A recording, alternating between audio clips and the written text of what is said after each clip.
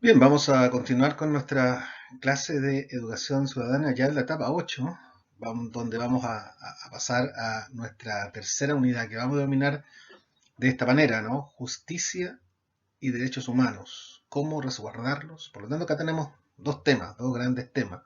Por un lado vamos a hablar del sistema de justicia en Chile, en qué consiste, cuál es su estructura, cómo nos relacionamos con ella, etcétera.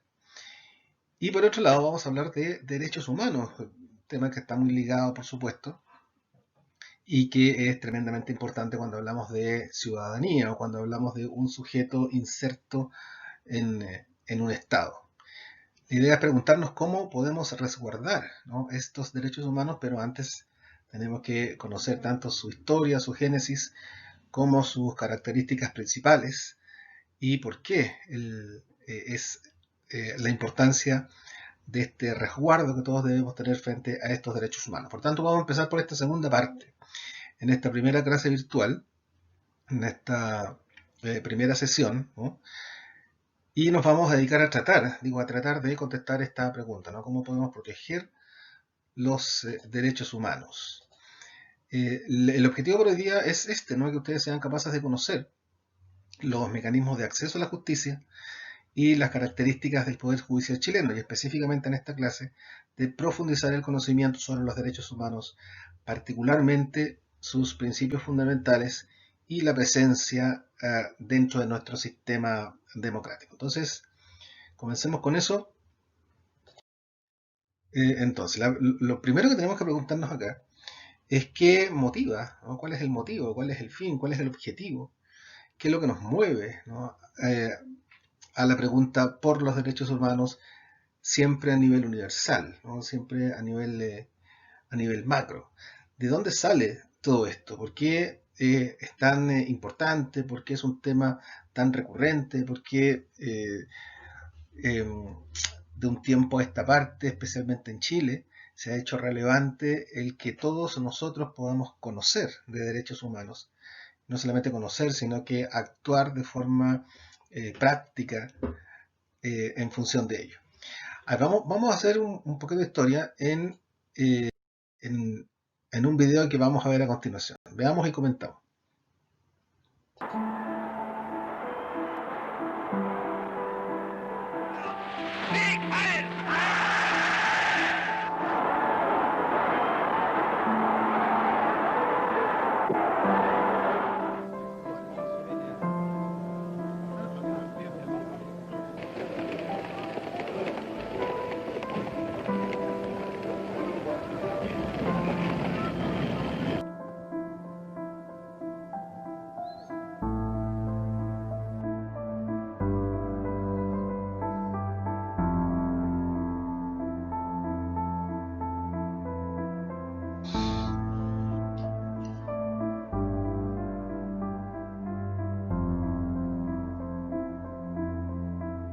אדולף אייכמן הועמד לדין לפני בית משפט האשמות, זמן הפשעים המיוחדים לו והרקע ההיסטורי שלהם היא...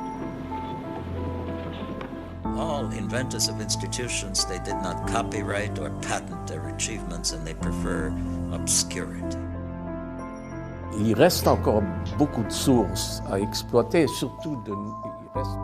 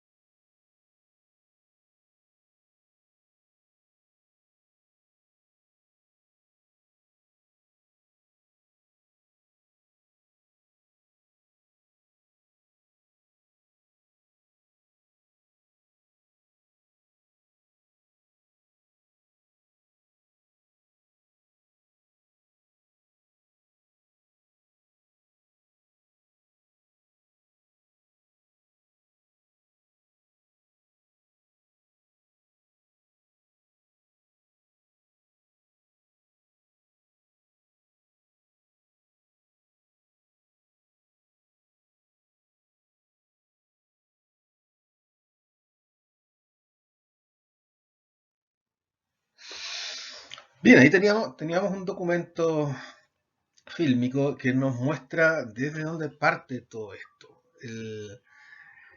La pregunta por los derechos humanos en términos universales y con la connotación que nosotros tenemos hoy día de ellos, parte en este hecho de la Segunda Guerra Mundial, junto con otros por supuesto, pero este es el más evidente, ¿no? El Holocausto, la persecución de especialmente el pueblo judío por parte del nacionalsocialismo, el partido nazi alemán, que tenía varias características. Primero, considerar, ¿no?, que existen personas, seres humanos, que son incluso genéticamente inferiores y por tanto no reconocibles como personas. Luego el concepto de persona, ahí que lo teníamos tan claro gracias al cristianismo durante la Edad Media, sufre un gran revés, ¿no? Y por parte del nacionalsocialismo se ha entendido de una forma distinta, una forma que a nosotros no nos convence y que nos violenta fuertemente. Para ellos, no solamente los judíos, sino que otros, ¿no?, otras etnias y otras personas con ciertas características, ¿no?, no constituían o no eran personas y por tanto podían ser tratadas de una manera distinta a cómo se tratan las personas. Se entendía que la raza aria, por una suerte de genética, era un ser superior que podía tomar decisiones frente a los demás. Por lo tanto, se decide no solamente la persecución y el atropello de ciertos derechos, sino que el exterminio, ¿no?, de esta población que ellos entendían como infrahumanas o no personas. Lo que hay que recalcar ahí, que esta era población civil, no militar, y como vemos muy claramente en el video, estamos hablando de una cantidad extraordinaria. Los historiadores no se ponen de acuerdo, pero estamos hablando de más de 5 o 6 millones de personas solo en ese hecho, no solo en el Holocausto. En el total de la guerra, evidentemente, son muchos más los muertos, ¿no?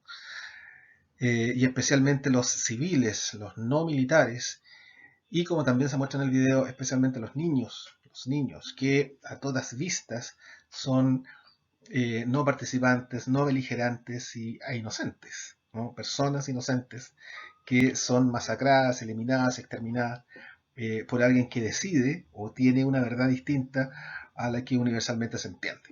Por lo tanto, aquí hay algo rarísimo, hay algo que no se había dado nunca antes, ¿no? Si bien es cierto, existieron guerras antes, existieron masacres y todo lo demás, pero esta intencionalidad de un Estado, de un grupo de personas organizados, con una idea de considerar a sus enemigos como no personas o infrahumanos, y con el ánimo de exterminar, no se había dado nunca, ¿no? Y son estos sucesos que por primera vez suceden en una guerra, especialmente en la Segunda Guerra Mundial, es lo que se hace necesario pensar, ¿no?, en el concepto de persona nuevamente y lo que implica necesariamente el concepto de persona, que es el concepto también de derechos. Vamos a ver un segundo video donde grafica que este problema no solo fue en la Segunda Guerra Mundial un problema del pueblo alemán de aquella época, de aquel entonces, sino que también cruza esa frontera y podamos nosotros también indicar que hubo algún problema de este estilo en el otro bando, en el bando de los aliados, ¿no? Vamos a ver el video y lo comentamos después.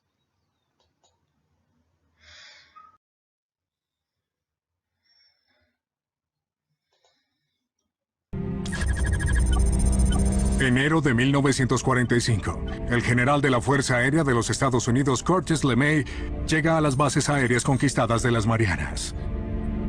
La intensidad en la Guerra del Pacífico está por aumentar.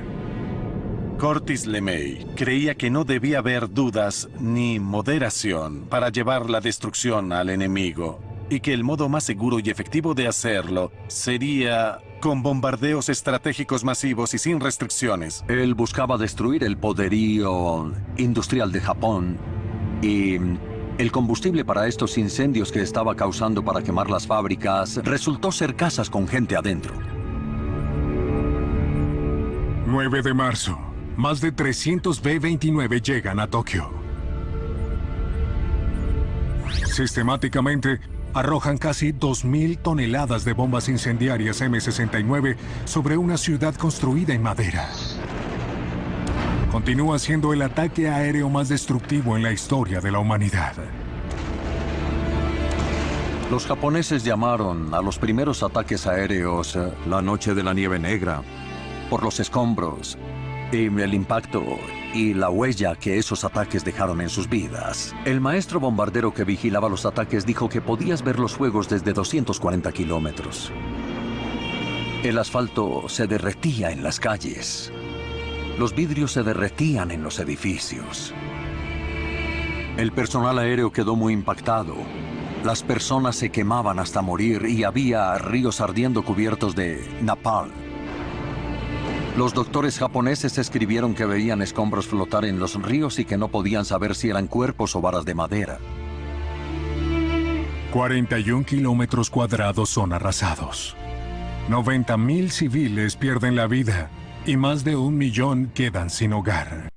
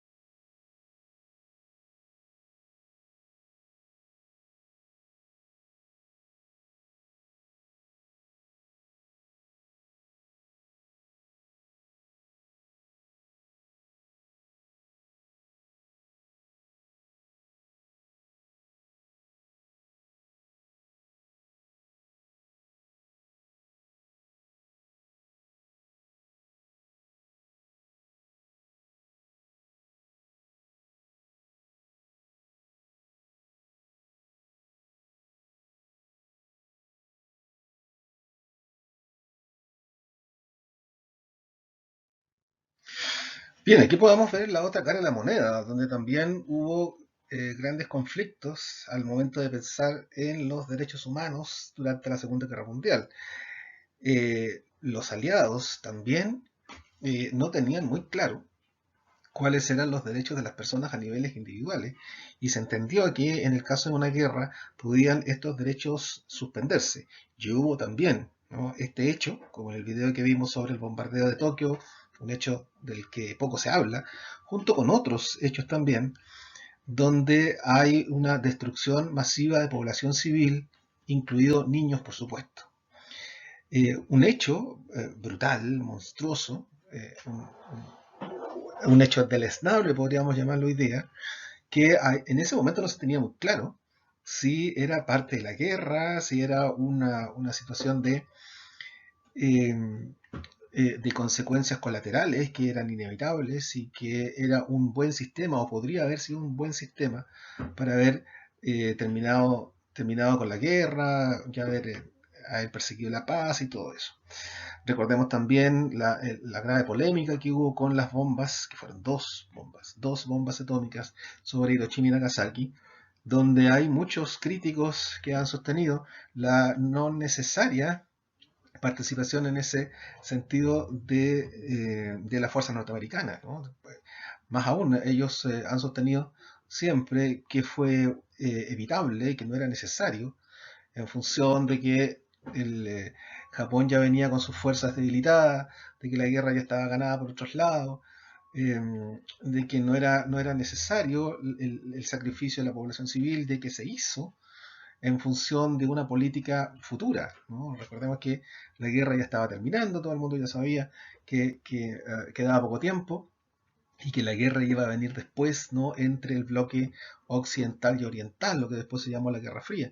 Luego Estados Unidos necesitaba, ¿no?, imponer fuerza mediante el uso de las bombas atómicas para demostrar que ellos eran más poderosos que los rusos. Bueno, hay toda una elucubración ahí que nosotros podemos hacer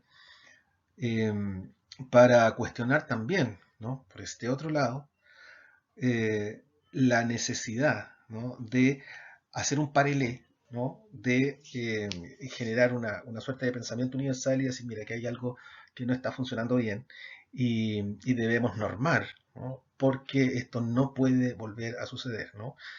Entonces, en definitiva, las grandes características de la Segunda Guerra Mundial, especialmente con la destrucción masiva, con el exterminio masivo de población civil, incluso inocentes como niños, es lo que pone todos los acentos, enciende todas las alarmas por la necesidad de normar, ¿no?, los derechos de las personas.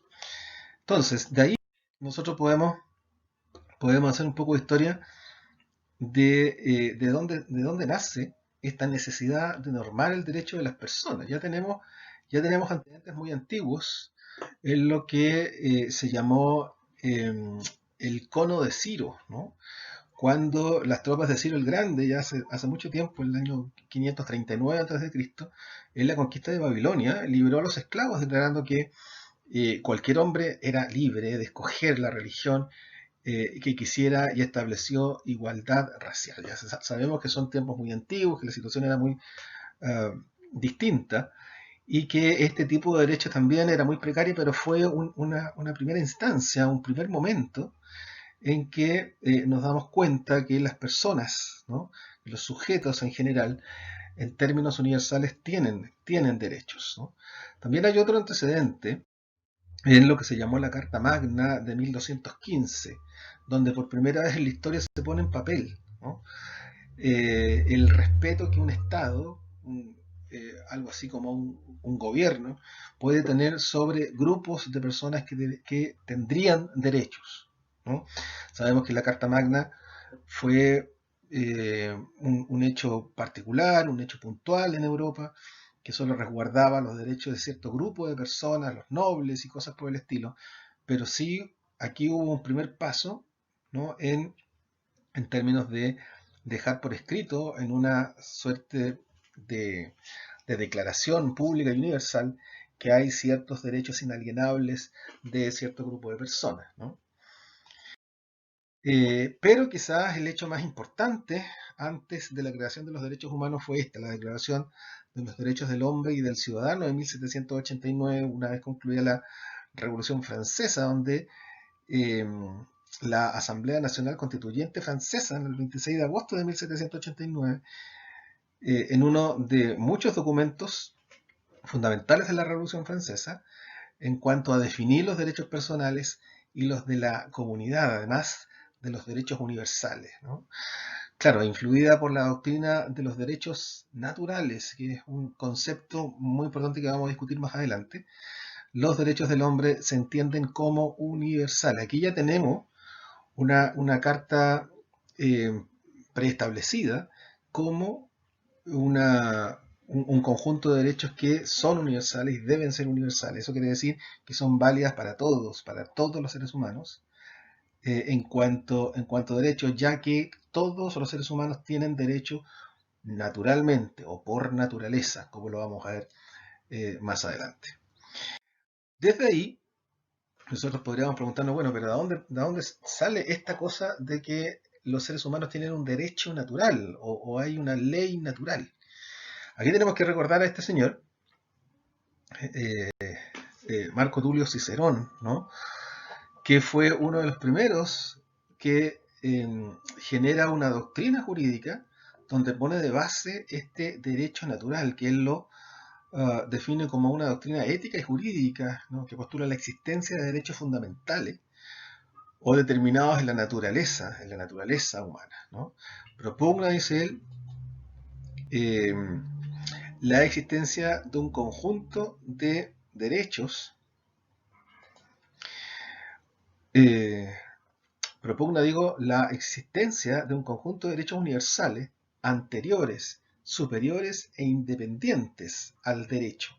Es decir, los seres humanos per se, por sí mismos, nacen, tienen de forma innata, ¿no? Un conjunto de derechos simplemente por el hecho de ser seres humanos. Y eso es anterior a cualquier ley escrita, a cualquier constitución, a cualquier carta, etc., ¿no? Nosotros, por el hecho de ser humano, naturalmente nacemos con un conjunto de derechos por el hecho de ser personas, por el hecho de ser individuos, ¿no? Entonces, como termina el párrafo acá, dice, superiores independientes al derecho escrito, al derecho positivo. Cuando hablamos de derecho positivo, estamos hablando del derecho que nos dice, de forma positiva, ¿no? De forma no negativa, ¿no? Lo que tenemos que hacer, ¿no? Y que está escrito, ¿no? El derecho consuetudinario es el que nos ponemos de acuerdo y que escribimos, ¿no? En los códigos, en el Código Civil, en el Código Penal, etc. Antes de eso, antes de escribir cualquier ley, el ser humano tiene, por naturaleza, ciertos derechos, ¿no? Fíjense la definición que da este otro señor, el señor Johannes Messner, ¿no? Sobre derecho natural, que es muy decidora, ¿no? Dice, el derecho natural es el orden de la existencia. O sea, la existencia es así. Naturalmente tenemos este orden, ¿no? Para Messner, continúa el párrafo, el derecho natural contiene principios específicos, y negar esto implica entrar en contradicción con la conciencia humana. Y aquí aparece casi desapercibidamente un concepto que es tremendamente importante. O sea, si nosotros entendemos que no existen derechos naturales, entonces estaríamos negando o entrando en contradicción con el hecho de la conciencia humana. Nosotros tenemos conciencia porque sabemos lo que estamos haciendo, porque somos conscientes, ¿no? De lo que pasa a nuestro alrededor y las decisiones que estamos tomando. En el fondo, lo que nos está queriendo decir este señor es que la conciencia acá es sinónimo de libertad, ¿no? Luego, todos los seres humanos, por el hecho de ser racionales, por el hecho de razonar, por el hecho de ser conscientes, ¿no? Y conocer y comprender el mundo que les rodea, son de la misma manera libres, ¿no? Eligen. El hecho de ser racionales es lo natural. Ustedes recordarán que esta es la definición de ser humano, ¿no?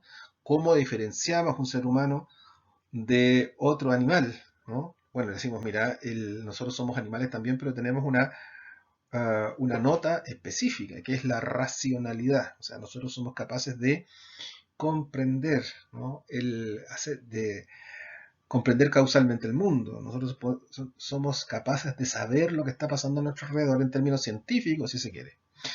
Eso no lo puede hacer un animalito, ¿no? El animalito no puede hacer, por lo tanto, conocimiento científico, no puede hacer cultura ni civilización. Nosotros sí, en cuanto somos racionales, somos inteligentes y podemos leer el orden lógico del mundo físico.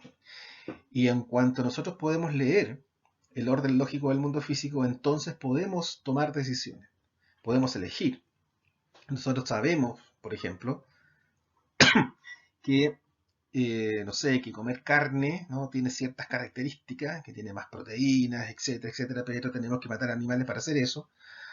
Y también nos dice la ciencia que podemos comer vegetales y que los vegetales pueden darnos también algún tipo de proteína, aunque es más complejo encontrarlo, ¿sí? Entonces yo, en vistas de eso, porque conozco, porque sé, porque comprendo científicamente el mundo, decido, ¿no?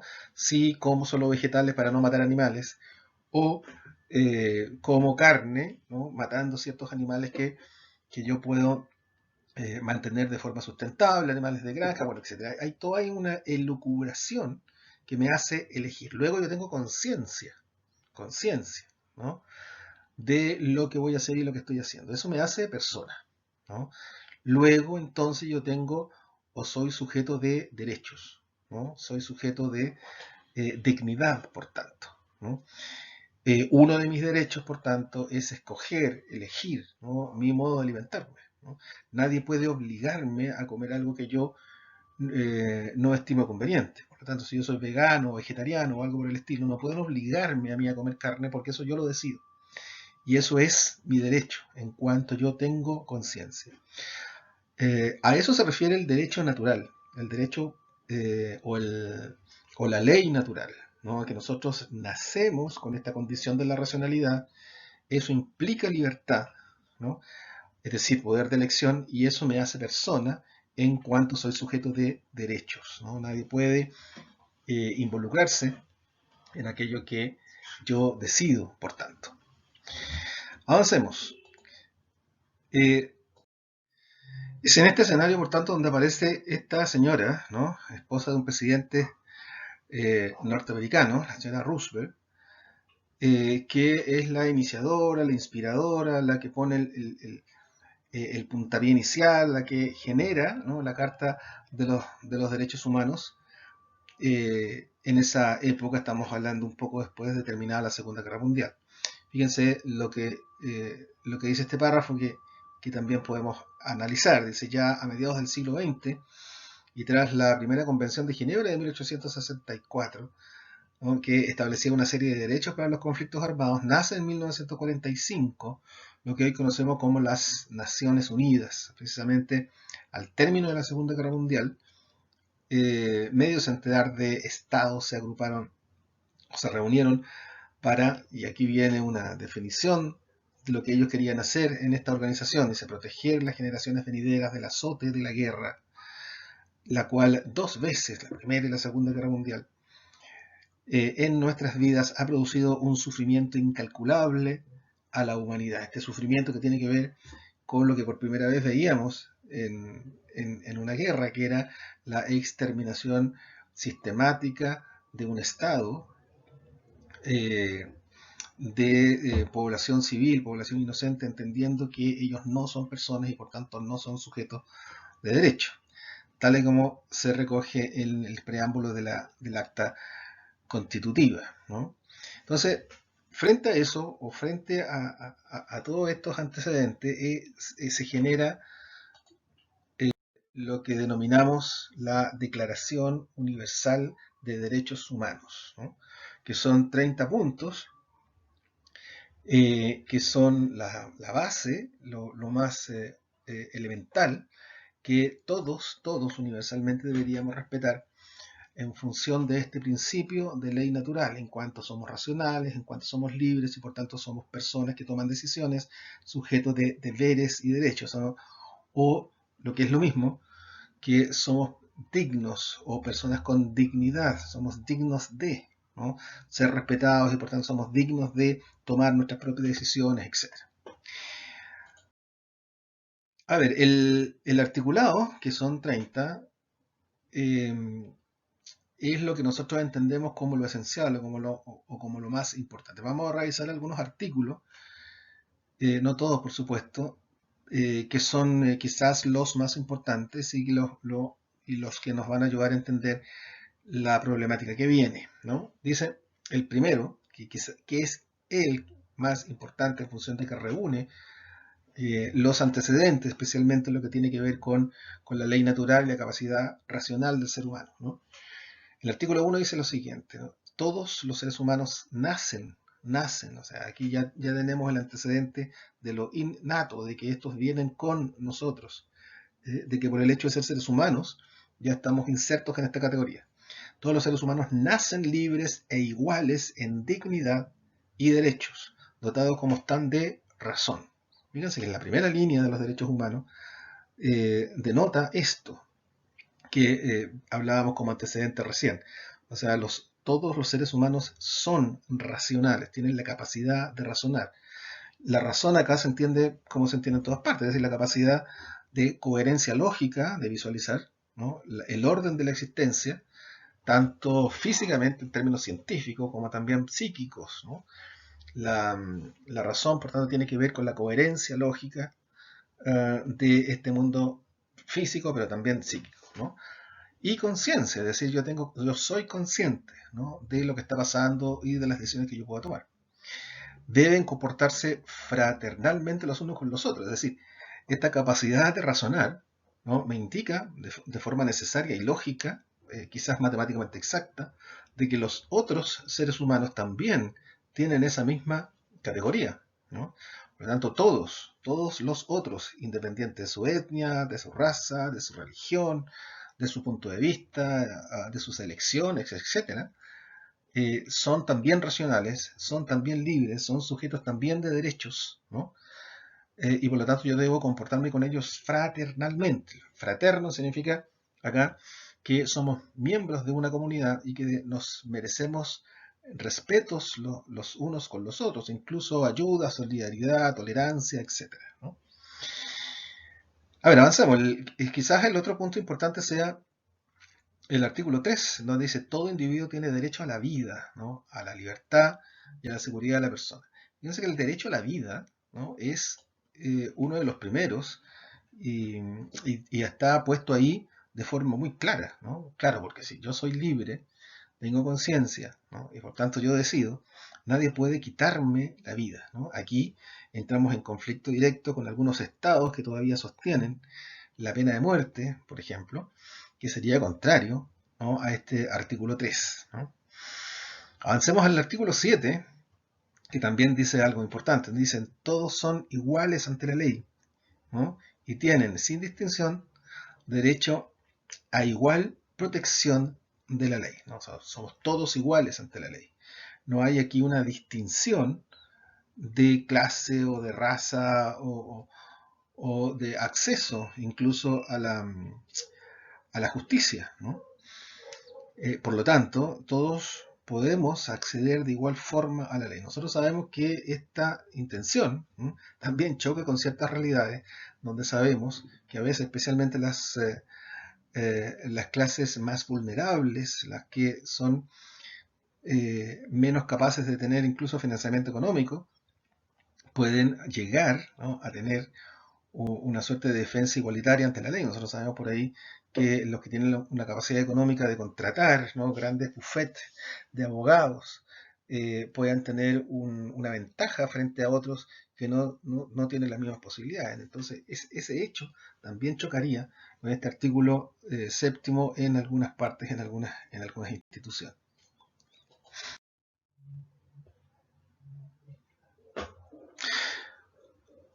Pasemos entonces al artículo 18, por ejemplo, donde dice que toda persona tiene derecho a la libertad de pensamiento, de conciencia y de religión. Fíjense que acá se entiende que la religión está separada del Estado hace mucho tiempo y que por tanto la libertad de escoger nuestra forma de creer en la divinidad o lo sagrado es una opción absolutamente personal, individual, y que tiene que ser respetada bajo cualquier circunstancia, ¿no? Este artículo también choca con algunas culturas por ahí, donde se entienden estados que tienen estrecha relación con algún tipo de religión o derechamente teocráticos, ¿no?, donde la religión es parte de las exigencias legales, ¿no?, incluso en términos de ritos, ¿no?, frente a algunas situaciones. Por lo tanto, esas comunidades, por tanto, estarían también en franca contraposición con este artículo 18. O el artículo 19, que también es importante, dice que todo individuo tiene derecho a la libertad de opinión, ¿no?, y de expresión, ¿no?, esta cuestión que se ha hablado tanto, que está tan de moda en algunas partes, donde nosotros tenemos el derecho de decir lo que pensamos sin miedo a ser castigados, a ser perseguidos, a ser encarcelados. Sabemos que hay cierto tipo de culturas donde esto no se puede hacer o no se debe hacer si es que nosotros queremos conservar nuestra integridad física, ¿no? Hay casos dando vuelta por ahí que también propugnarían contra este artículo 19. A ver, pasemos a un tercer grupo, donde nos vamos a detener en los puntos más importantes, donde dice, por ejemplo, el artículo 21, que dice toda persona tiene derecho a participar en el gobierno de un país, ¿no? Esto también lo hemos discutido a propósito de otros temas, cuando sostenemos que nadie puede prohibir a alguien participar, ¿no? de las elecciones, por eso se habla de un voto universal, etc. A ver, esto a nosotros nos parece más o menos normal, pero en otras épocas, ¿no? o en otros lugares del mundo, esto también está siendo vulnerado en función de que no hay un gobierno en el cual nosotros podamos participar, digamos, ¿no? Y ahí se estaría vulnerando derechamente un derecho humano importantísimo. Si vamos al derecho número 23, dice toda persona tiene derecho al trabajo, ¿no? A la libre elección de su trabajo, en condiciones equitativas, ¿no? y satisfactorias de trabajo, y a la protección contra el desempleo. El trabajo es tremendamente importante para todos, ¿no? y es un derecho, por tanto, y cada uno de los estados debe procurar el cumplimiento de este derecho, ¿no? Sabemos que aquí podemos encontrarnos en muchas partes con esta vulneración, en el sentido de que uno no siempre elige, ¿no? en lo que trabaja, y no todos los trabajos son dignos, ¿no? o remunerados dignamente, bueno, etcétera. Hay un montón de problemas ahí que podemos encontrar como un atentado al artículo 23.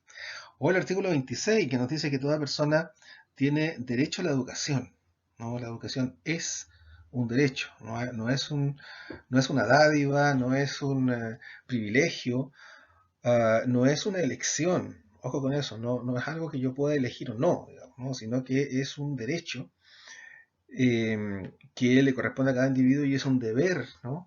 de otros hacer que ese derecho se ejecute. Se habla también de un derecho-deber, en el sentido de que tiene esta doble interpretación. Por un lado, yo tengo el derecho a educarme, pero también tengo el deber a educarme, ¿no? Luego yo tengo que exigir, ¿no? que esa educación que se me da, primero sea gratuita, ¿no? y segundo sea de calidad, ¿no? Luego debo preocuparme de que ese derecho sea satisfecho, ¿no? Y yo tengo todas las posibilidades de poner sobre la mesa el desacuerdo frente a que la educación que estoy recibiendo no es una educación de calidad, y por tanto entender de que puede haber una vulneración ahí del artículo 26 en ese sentido. Y por último podemos destacar el artículo 29, que dice que toda persona tiene deberes respecto a la comunidad, ¿no?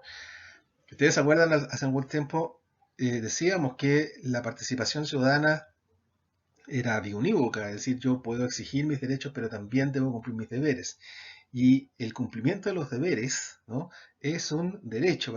Pareciera ser contradictorio, pareciera tautológico, digamos que estamos dando una vuelta en sí misma, pero tiene mucho que ver. Es decir, yo tengo el derecho a cumplir mis deberes, ¿no? Por lo tanto, nadie me puede obstaculizar el que yo pueda cumplir un deber, ¿no? Por ejemplo, ¿no? Si yo tengo el deber de participar en política, nadie puede impedirlo, ¿no? O si yo tengo el deber de hacerme cargo de mis hijos, por ejemplo, nadie puede impedirlo, porque es mi derecho deber, ¿no? Por un lado es mi derecho, ¿no? pero también es mi deber. Luego yo tengo el derecho de que no se me pongan trabas para el cumplimiento de mis deberes, ¿no? Los deberes también tienen un lugar importante dentro de la Carta de los Derechos Humanos. Entonces, visto todo lo anterior, nosotros podemos sacar algunas conclusiones, ¿no? y poner ahí en el tapete cuáles son las características o las grandes características de los derechos humanos en general, ¿no? A ver, el primero, que ya sabemos por esta característica natural de la racionalidad humana, es que los derechos humanos son universales. Universales significa acá que son válidos o se cumplen o se extienden a todos los seres humanos, todos los integrantes de esta clase que se llaman los seres humanos, ¿no? No hay distinción aquí de raza, de credo, de nacionalidad, ni nada que se le parezca. Es decir, el que está considerado como ser humano, ¿no?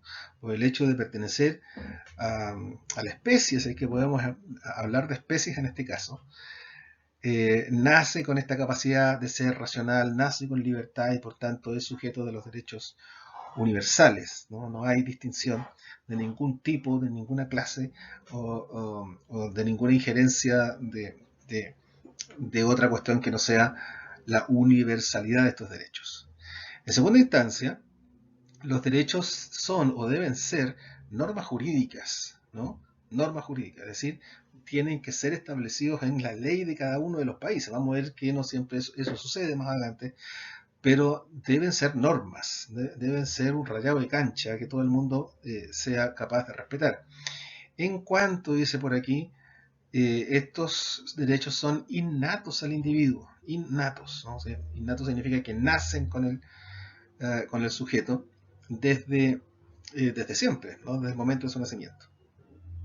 En tercer lugar, vamos a caracterizar a estos derechos humanos como indivisibles, es decir, que no se pueden dividir. Fíjense, como dice acá el párrafo, que cada uno de ellos va unido al resto, de tal modo que negarse a reconocer uno o privarnos de él podría en peligro el mantenimiento del resto de los derechos humanos que nos corresponden. O sea, yo no puedo dividir la Carta de los Derechos Humanos. Así pues vamos a cumplir los 10 primeros, pero no así los otros, digamos, ¿no?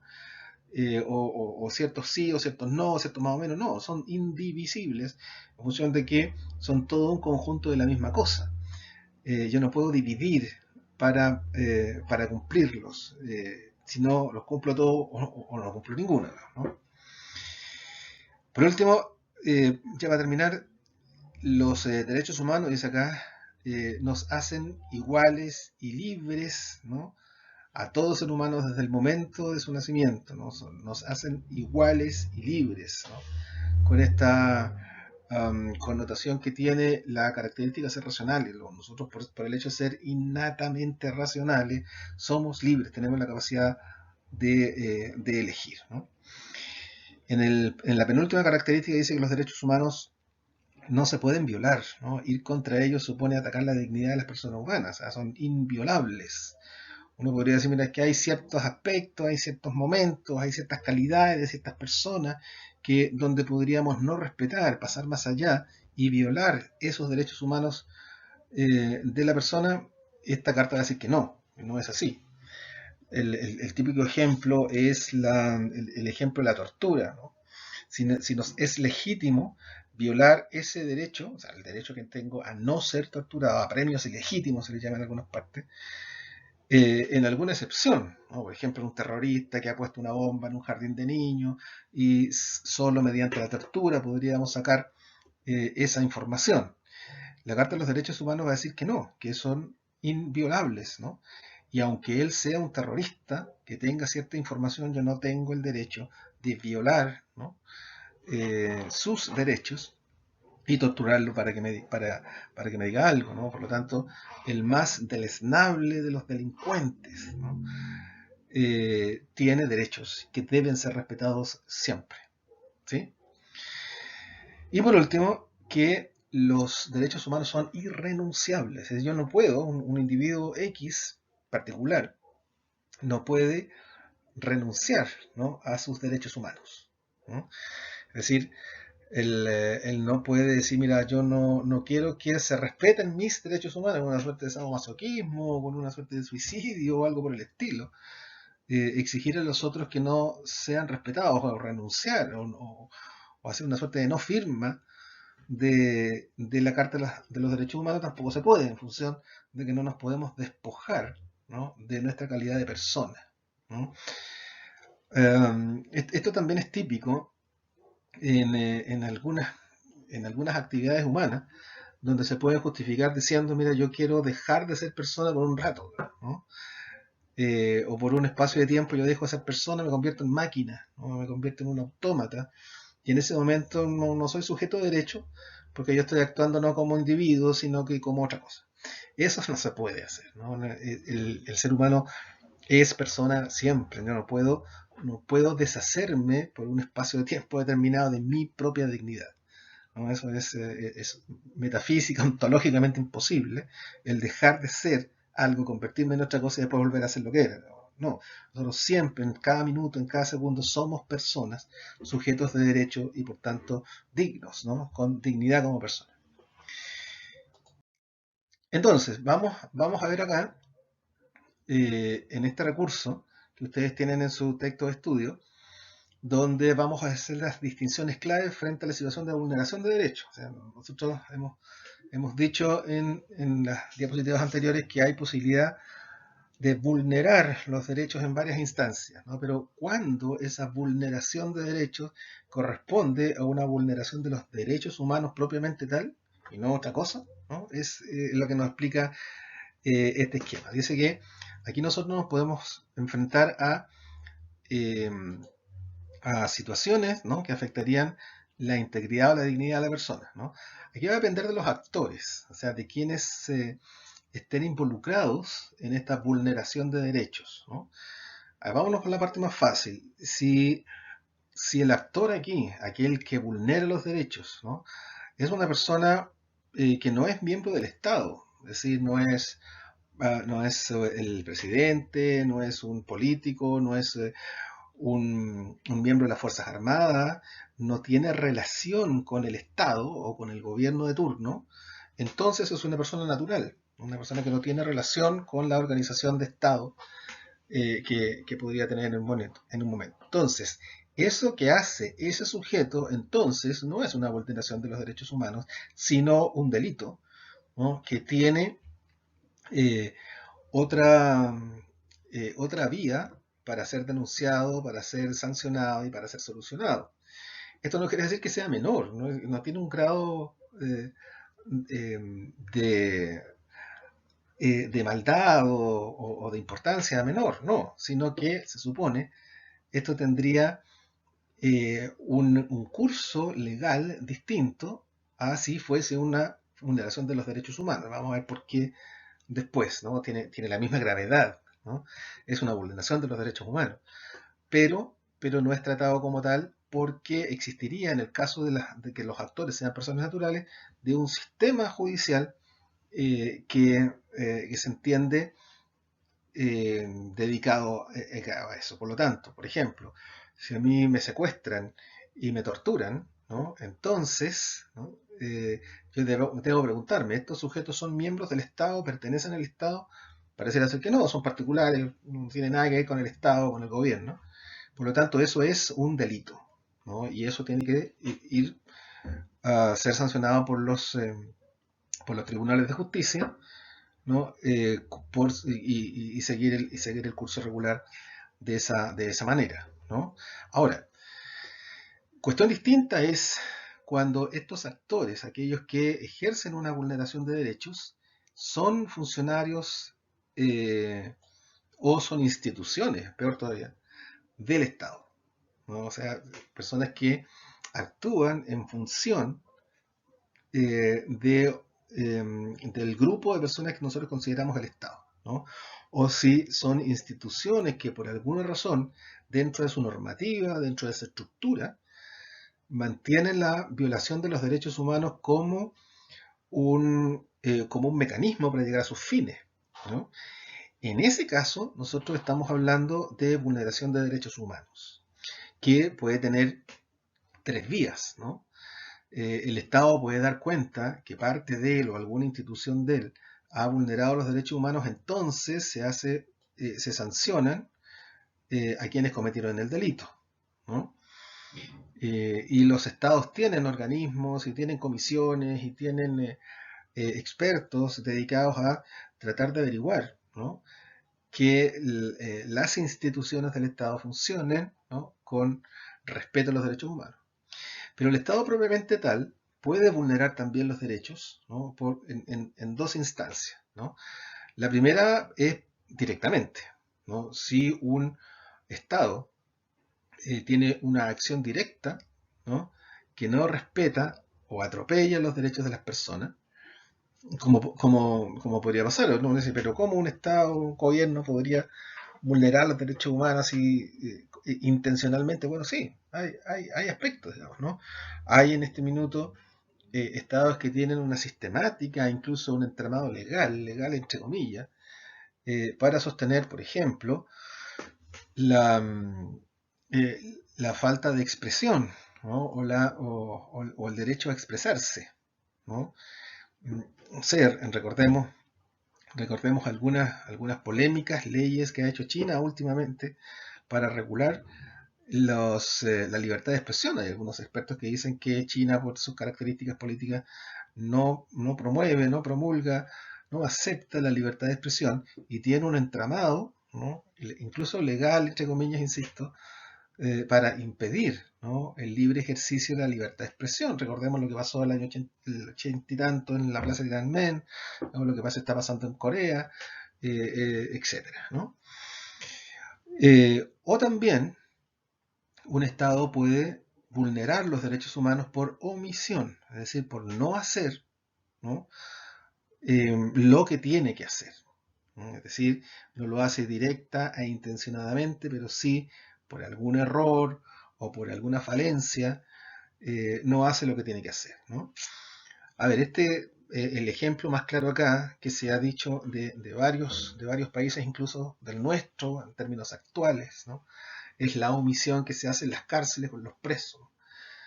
Sabemos que el sistema carcelario, no solamente en Chile, sino que en la mayor parte del mundo, es un sistema tremendamente cruel, tremendamente cuestionable, ¿no?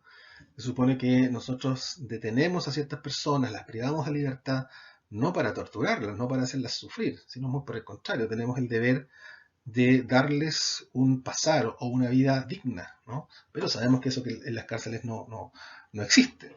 Por tanto, uno podría decir, mira, el Estado no se ha preocupado lo suficiente, ha omitido, ¿ah? Ha sufrido una omisión en las características dignas que deberían tener las cárceles, ¿no? Luego ahí hay un problema de derechos humanos. El Estado debe preocuparse de que los presos en las cárceles tengan una estadía digna, ¿no? Que sean tratados dignamente en respeto a sus derechos, porque aunque sean delincuentes, son personas y tienen derechos, ¿sí? Entonces, en cualquiera de estos dos casos, ¿no? Ya sea que el Estado actúe directamente infringiendo algunos de los artículos que detallamos anteriormente, o que por omisión, es decir, por algún error,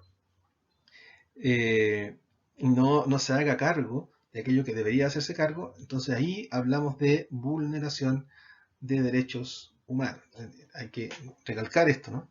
Que la vulneración de derechos humanos tiene como actores a estados o funcionarios o instituciones del Estado, ¿no?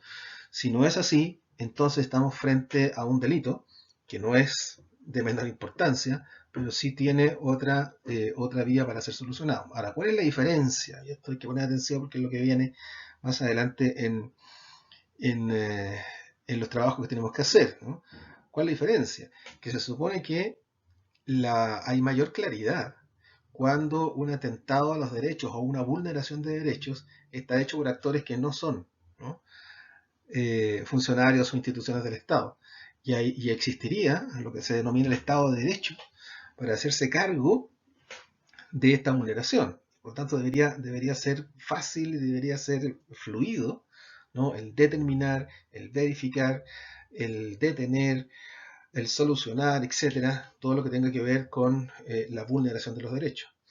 Pero cuando son los funcionarios del Estado, ¿no? o instituciones del Estado los que acometen estos hechos, entonces la línea divisoria es mucho más difícil de ver, ¿no? Es más complejo de ver. Y es por tanto ahí donde tenemos que hablar de derechos humanos para que las instituciones internacionales puedan tomar cartas en el asunto y visualizarlo, porque no es tan fácil, ¿no? Ver cuando un Estado está vulnerando estos derechos. La situación se hace macro, se hace sistemática y por tanto se hace muchísimo más peligrosa en ese sentido. Es bueno tener esta diferencia entonces, ¿no? Para hacernos cargo de cada una de ese tipo de vulneración. Entonces, aquí pasamos a el trabajo de la primera parte que ustedes tienen que realizar en algún momento y enviarlo para que sea calificado, ¿no? Veámoslo y lo revisamos en términos de borrador, ¿no? Para que ustedes puedan después ahí tener un par de ideas, ¿no? En el texto o en el trabajo dice, explica con tus propias palabras, según el recurso que acabamos de revisar, el recurso 3, respondiendo, por ejemplo, cuándo se considera que existe vulneración de los derechos humanos al producirse una situación que afecta a la dignidad de la persona. Bueno, ya sabemos, ¿no?, que tiene que ver acá la instancia de los estados o de instituciones del Estado o funcionarios del Estado para que sea considerado violación de los derechos humanos, si no es delito, ¿no? Y dice, ¿y por qué es relevante esta diferencia? Bueno, lo acabamos de decir también, es relevante porque se supone que los delitos tienen o tendrían que tener, ¿no?, una salida mucho más efectiva, mucho más eficaz. Cuando son vulneraciones a través de un Estado o de funcionarios del Estado, la cosa se complica, podría volverse sistemática, entonces hay que encender todas las alarmas porque si bien el delito es el mismo, con la misma gravedad, la forma de enfrentarlos debe ser distinta porque los escenarios son muy distintos. Entonces, avancemos al punto B, ¿no?, y preguntémonos qué tan universales son los derechos humanos. Claro, cuando decíamos en un principio que este listado de 30 derechos son o deben ser universales en función de la ley o del derecho natural, es decir, que todos los seres humanos son racionales, ¿no?, y por tanto libres, entendemos que esta carta debería funcionar, ¿no?, en todo el mundo y para todas las personas. Pero en el análisis que hicimos de cada uno de los puntos más importantes de la Carta de los Derechos Humanos, nos dimos cuenta que si bien existen, si bien están escritos y son relativamente claros y entendibles, no en todas partes los respetamos. Si ustedes se fijan acá en este esquema, son pocos los países, entre ellos el nuestro, los que han firmado la totalidad o casi la totalidad de los tratados que se han postulado en función de la Carta Universal de los Derechos Humanos. A ver, pero volvamos al principio, ¿no? Cuando por primera vez se ponen estos 30 puntos, se intentó de que todos los participantes en primera instancia de Naciones Unidas y con la invitación a todo el resto firmasen estos derechos. Una cuestión que no sucedió por varias razones que vamos a discutir más adelante. Entonces dijeron, mira, esto no lo vamos a poder entender como un tratado absoluto igual para todos, sino que lo vamos a dejar como una carta de derechos humanos. Por eso se llama así, no se llama Tratado Internacional de los Derechos Humanos, sino que se llama Carta Internacional de los Derechos Humanos. Es decir, puede que hay algunos Estados miembros que firmen la carta, pero que no necesariamente respeten, ¿no?, o se comprometen a respetar los derechos humanos, ¿no?, sino que hay estados que tienen diferencias, ¿no?, frente a estos puntos. Y uno podría preguntarse, bueno, pero ¿cómo alguien puede tener diferencias, ¿no?, frente a esos 30 puntos que a nosotros nos parecen tan obvios, tan evidentes, ¿no?, tan de suyo obvios? Bueno, pero las hay, ¿no?, existen, ¿no? Y en casos sorprendentes, ustedes podrán ver ahí que en el mapa hay algunos países que uno supondría que son modernos, que son avanzados, que son culturalmente avesados, ¿no?, y sin embargo están en una condición no mejor que otros, ¿no?, como Estados Unidos, por ejemplo, como lo vemos ahí, en función de su participación y el respeto por todos los derechos humanos. Fíjense entonces que la ONU encontró una solución para esto. Es decir, mira, ya está bien, vamos a entender la carta de estos 30 puntos como una carta, simplemente como una declaración de intenciones, pero vamos a hacer una suerte de tratados, ¿no?, de convenios, de situaciones más pequeñas y más puntuales, con determinados casos y determinados reglamentos que sea mucho más específico, ¿ya? Y de ahí vamos a desgranar, vamos a separar para que vamos firmando de a poco, ¿no?, y ojalá podamos llegar al final a la firma como tratado obligatorio para todos de los derechos humanos en general, ¿no? Por lo tanto, hay un conjunto de 18 tratados, puede haber más en el futuro, que puntualizan, ¿no?, y especifican algunos de los 30 puntos de la Carta Universal de los Derechos Humanos, ¿no? Entonces hay dos formas de enfrentar esto. Primero, yo lo firmo ese tratado con la intención de cumplirlo, pero yo debo tomar ese tratado, llevarlo a mi país y hacerlo práctico, cuestión que a veces cuesta mucho, en función de que las leyes de cada país tienen que ser modificadas a veces, y a veces profundamente modificadas, en función de cumplir ese tratado que yo estoy firmando o voy a firmar prontamente.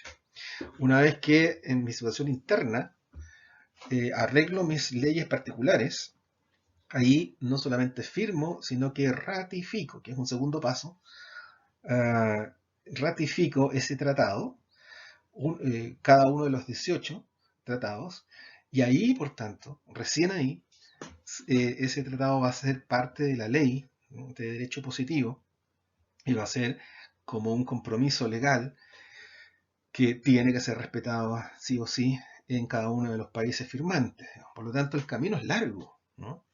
Ahora uno se pregunta por qué este camino es tan largo, ¿no? ¿Por qué no firmamos todos? ¿Por qué entonces no son tan universales como nosotros podríamos plantear, ¿no? ¿Por qué hay que dividirlo en 18 o más tratados?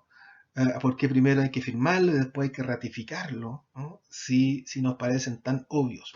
Bueno, al parecer los derechos humanos no son tan obvios, ¿no? Y hay sujetos o personas o grupos de personas, incluso países o culturas que pueden tener. Fíjense en lo que nos dice al respecto Buer Bukichino, ¿no?, que es la secretaria general adjunta del Consejo de Europa, ¿no? Que es un punto de vista muy decidor para poder entender esto, ¿no? En una parte de su texto dice lo siguiente, ¿no? Es un hecho que Europa es cada vez más un espacio multicultural. La multiculturalidad aquí es muy importante, retengamos idea. Y que es necesario gestionar correctamente esta diversidad cultural.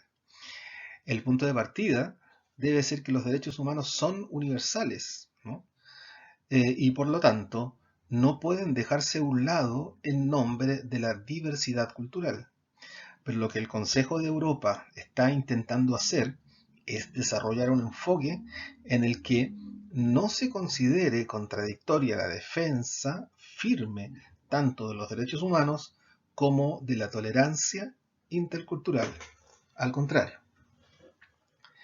Si ustedes se fijan acá, esta autora pone el acento en que los derechos humanos no son tan universales como quisiéramos, ¿no?, como están estipulados, como están propuestos, ¿no?, porque tenemos serias diferencias culturales, ¿no?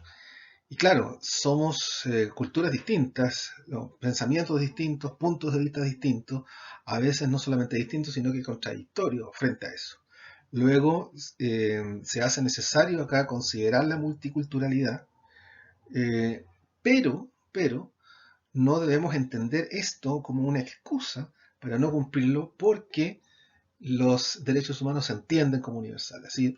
Es decir, por muchas diferencias culturales que nosotros tengamos, por muchas diferencias de épocas o de lugares, de Occidente y Oriente, ¿no?, por muchas diferencias religiosas, nosotros estamos en un Occidente cristiano, enfrentados con un Oriente musulmán o de otras religiones, por muchas diferencias de organizaciones políticas, de que nosotros seamos una república, de que hayan monarquías todavía, o modos de gobierno distintos, por muchas diferencias que existen, ¿no?, existe esta primera instancia que nos une a todos, que es la racionalidad y por tanto la libertad.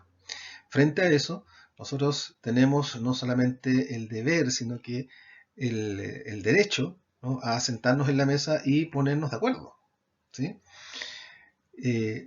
Luego es posible, tiene que ser posible, bajo ese precepto, no hay ninguna instancia que lo impida, que los derechos humanos sean tan universales como pretenden ser, ¿no?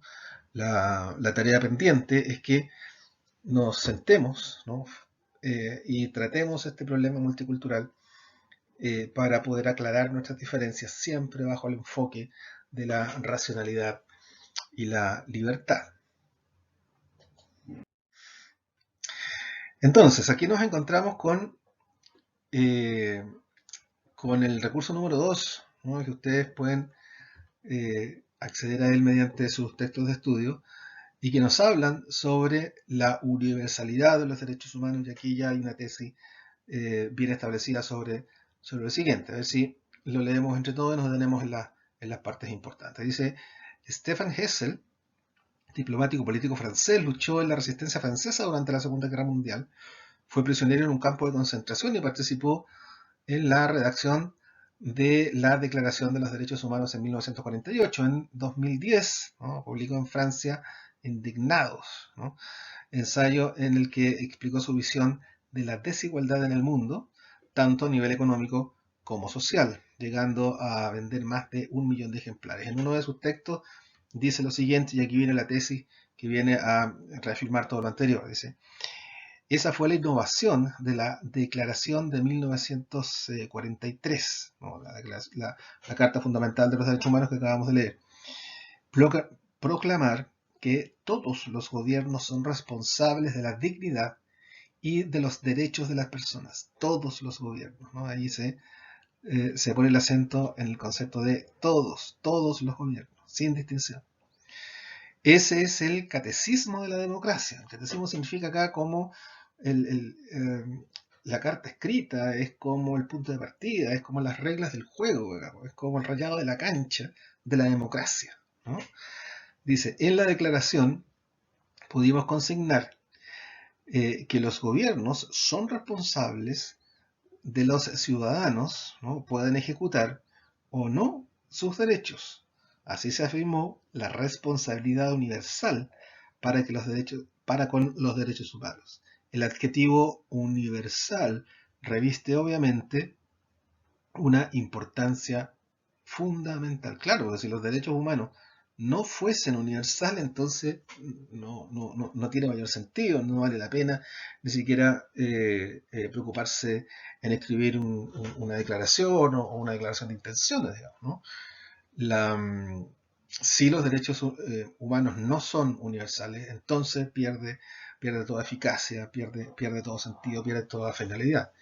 El desafío que queda acá entonces es cómo los hago universales, ¿no? ¿Qué mecanismos tengo para lanzar aquí puentes, ¿no?, lazos comunicantes con aquellas culturas que son muy distintas a las mías y donde nos tenemos que poner de acuerdo en estos puntos de partida que parecen del todo obvios, pero que en la práctica distan de serlo, ¿no? Entonces, vamos con el segundo trabajo que ustedes deben contestar ahí en sus guías y que va a ser calificado, por supuesto, ¿no? Dice: interpreta el recurso número 1, que acabamos de revisar, y responde la pregunta del comienzo de estas páginas, ¿no? ¿Qué tan universales son los derechos humanos? ¿No? Bueno, ahí ya tenemos una respuesta. No son tan universales como quisiéramos, ¿no? O sea, la intención es que sean universales, pero en la práctica no lo son, ¿no? Dice: entrega menos 2 argumentos, ¿no? Bueno, el argumento que es más importante sea este argumento de la transculturalidad, ¿no?, o el problema de enfrentar culturas que son muy, muy distintas. Ahora, hay que poner el acento ahí, que si bien son culturas distintas, que tenemos distinciones o diferencias con algunas culturas, en algo tenemos un lazo comunicante, que es en la característica de personas, ¿no?, que somos personas, somos racionales. Y de ahí, por tanto, podemos sacar un punto de partida en común. Luego, las diferencias culturales no deberían ser impedimento para un acuerdo universal frente a los derechos fundamentales de las personas, como están ya estipulados en la Carta y que son del todo evidentes, del todo obvios, para poder ser entendidos, ¿no? Entonces, vamos sacando un par de conclusiones para ir cerrando esta sesión, ¿no? Nosotros podemos sacar 3 grandes características de los derechos humanos en general, ¿no? Primero, que los derechos humanos son, o deben ser, o deberían ser, por lo menos así están planteados, como universales. Sabemos que hay un problema detrás de esto, pero pero la intencionalidad es que sean universales, es decir, válidos para todas las personas, sin distinción de raza, credo, etnia, origen, historia, etc., ¿no? Y en cualquier lugar, ¿no? En cualquier parte del mundo.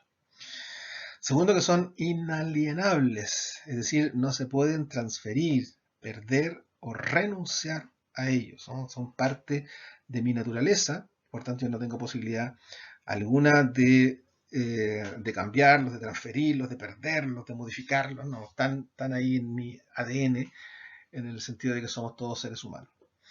Y la tercera característica es que son indivisibles, ¿no? E interdependientes, o sea, son los 30, ¿no? Dependen los unos de los otros y por tanto no podemos separarlos, no podemos dividirlos, no podemos hacer subgrupos. Son todos parte de un mismo cuerpo. Nosotros no podemos deshacernos, no podemos decir voy a cumplir unos y no otros, sino que estamos conducidos, invitados a cumplirlos todos porque son indivisibles, ¿no? E interdependientes.